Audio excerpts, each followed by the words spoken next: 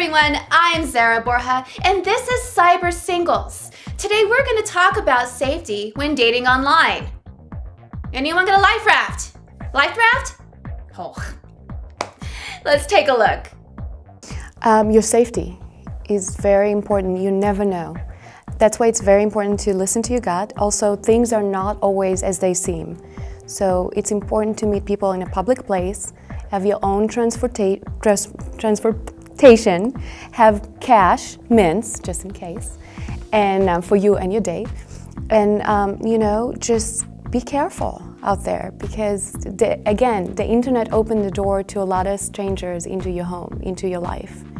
And I'm the first person that's going to be naive and believe in everyone, but you also have to put your safety first. It's very important. And if you can, let people know where you are and who with and things like that.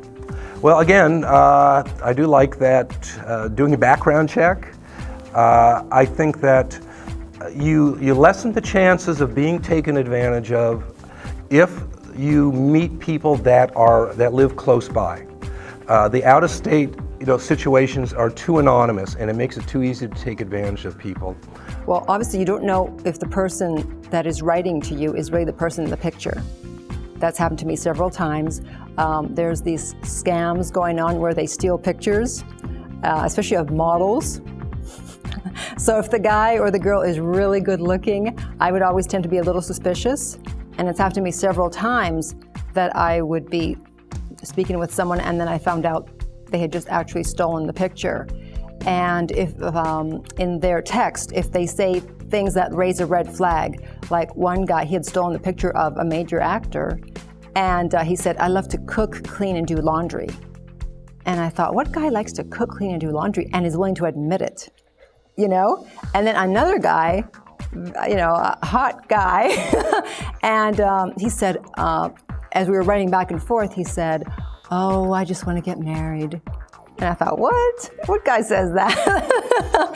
So, the red flag was raised and I knew something was up.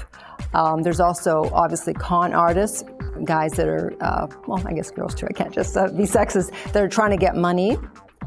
And I've heard about one guy, actually, he contacted me. Luckily, I never responded. He was actually on the news, and several women that he had swindled were on there and because they showed his picture, and so I knew that was the guy that had written to me, and it said that he had gotten money from these women. I mean, obviously it's their fault too for giving it to them, but you have to be aware that those kind of guys are out there. And then also there's a problem that some people are married. Not everyone on the dating sites is single, as you would think. So if they won't give you a home number in the days when people used home numbers more, if you can't call them at night, if you don't hear from them on the weekends, then that obviously is suspicious. I always meet somebody in a public place to begin with, and I don't give a lot of information of where I live or what I'm about, but I'm very friendly, so I will give other information about things until I feel that they're not married. That's one big issue, that oftentimes men are in this to play, and when you're serious, that's not a match for me. It was a lot of fun. It's challenging. I got lost on the internet, in a safe world of the internet for a while, because the internet is a fantasy world. And a lot of time people get lost because it's easier and safer than the real world. And I would say that internet dating is kind of like a box of chocolate. You never know what you're gonna get. Everybody, in all seriousness, you just have to be careful out there. No need for a life raft, but just good old common sense. Until next time, this was Cyber Singles.